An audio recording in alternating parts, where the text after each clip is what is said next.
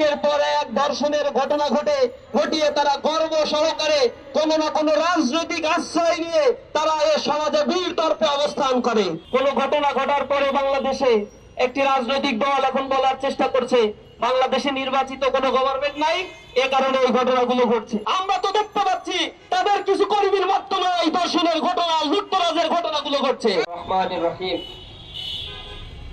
শহীদি কাফেলা প্রান্তীয় সংগঠন বাংলাদেশ ইসলামী ছাত্র শিবির ঢাকা মহানগর শাখার উদ্যোগে আয়োজিত ধর্ষণের বিরুদ্ধে আজকের ঐতিহাসিক মানববন্ধনে উপস্থিত ইসলামী ছাত্র শিবিরের শাখা এবং কেন্দ্রীয় পর্যায়ের নেতৃবৃন্দ, আইন শৃঙ্খলায় নিয়োজিত ব্যক্তিবর্গ, ইন্টেলিজেন্সের ব্যক্তিবর্গ, উপস্থিত সম্মানিত সাংবাদিক বন্ধুগণ, আসসালামু আলাইকুম ওয়া রাহমাতুল্লাহি ওয়া বারাকাতুহু।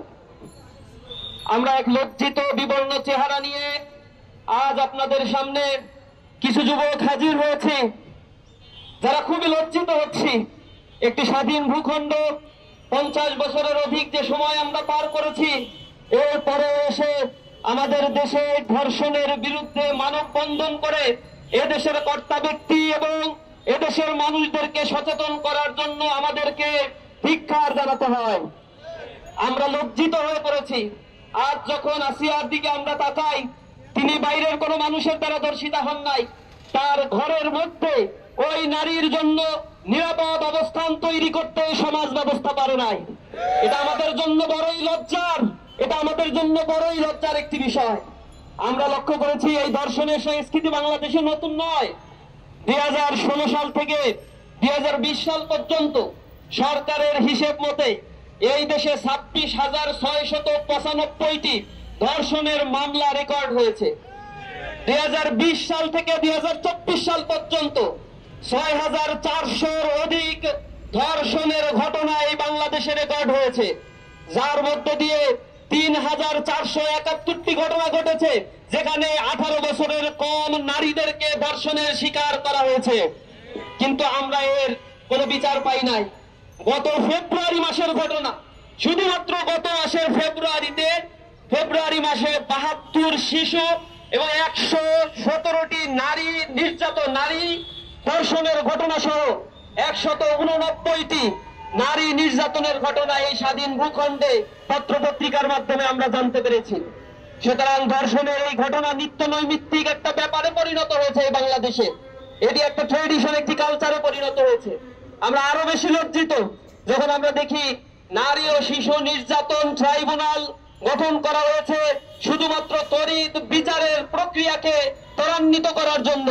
কিন্তু আমরা লক্ষ্য করেছি নারী ও শিশু নির্যাতন এই ট্রাইব্যুনালে প্রতি 5 বছরে এভারেজে 30,000 বা 32,000 মামলা এখানে দায়ের করা হয়। কিন্তু দীর্ঘসূত্রিতার কারণে এখান থেকে মাত্র 4 থেকে 5% মামলার বিচার কার্য আমরা দেখতে পাই। বাদ বাকি 95% কেসের ক্ষেত্রেই এই ধর্ষক, লম্পট, চরিত্রহীন মানুষগুলো তারা বিচারহীনতার কারণে তারা জামিন নিয়ে আমাদের সমাজেই বসবাস করছে এবং একের পর এক ধর্ষণের ঘটনা ঘটিয়ে তারা গর্ব সহকারে কোনো না কোনো রাজনৈতিক আশ্রয় নিয়ে তারা এ সমাজে বীর তর্পে অবস্থান করে।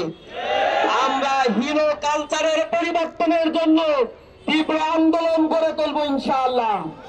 ইসলামী ছাত্র শিবির বলতে চাই, বাংলাদেশে নারীদের মর্যাদাকে সমুন্নত করার জন্য ইসলাম যে মর্যাদা দিয়েছে, ইসলামী আইন যে বিধানের কথা বলেছে, আপনারা আজকে দেখেছেন নারীরা মিছিল করে বলছে ধর্ষকদের সর্বোচ্চ শাস্তি আজ মৃত্যুদণ্ড দিতে হবে। এটা 1550 বছর আগে ইসলাম বলে দিয়েছে ধর্ষকদের শাস্তি হবে পাথর মেরে প্রকাশ্য দিবালোকে তাদেরকে হত্যা করতে হবে। বাংলার জমি আর কোন ধর্ষকের জন্ম হবে না। কিন্তু এই সংস্কৃতি আমরা দেখি না। একটা ধর্ষণের মামলা নিতে গেলে যে কাহিনী করা হয়, একটা ধর্ষণের মামলা দেওয়ার পরে 7-8 বছর চলে যায়, সেই মামলার কোনো সুরাহা হয় না। আমরা এই বিচার ব্যবস্থাকে ঢেলে সাধারণের জন্য সরকারের প্রতি উদাত্ত আহ্বান জানাচ্ছি। আমরা আরো উদ্বেগের সাথে লক্ষ্য করি, কোন ঘটনা ঘটার পরে বাংলাদেশে একটি রাজনৈতিক দল এখন বলার চেষ্টা করছে বাংলাদেশে নির্বাচিত কোনো গভর্নমেন্ট নাই, এ কারণে এই ঘটনাগুলো ঘটছে।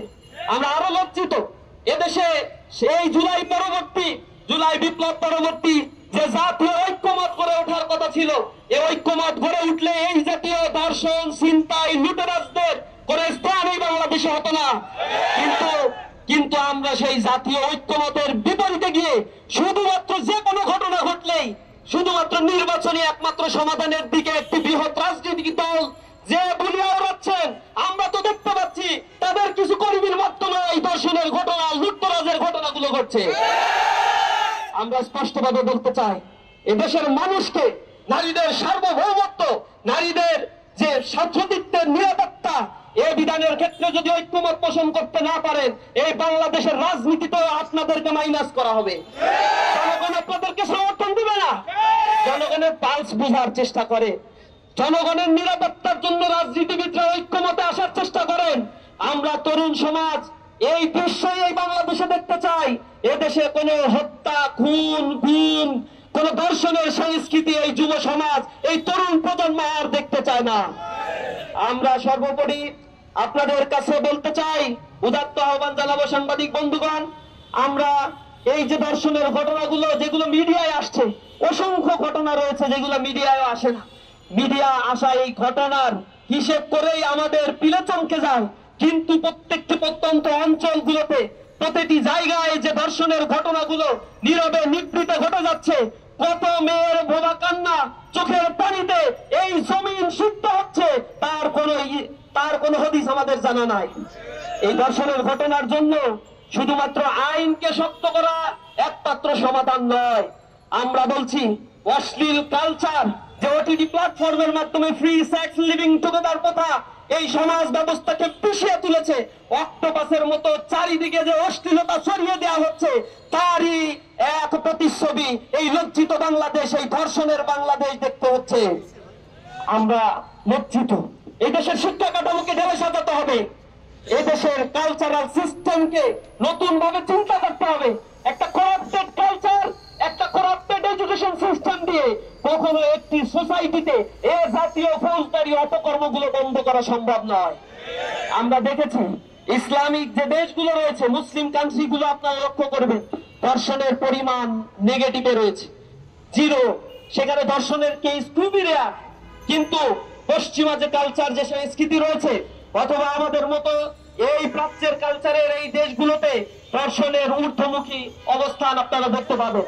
ইউরোপ আমেরিকার কালচারের দিকে আমরা তাকালে দেখতে পাই, সেখানে ফ্রি সেক্স লিভিং টুগেদার প্রথা চালু হওয়ার কারণে 50%, 60% সন্তান জন্মগ্রহণ করে, but they don't know who is their father.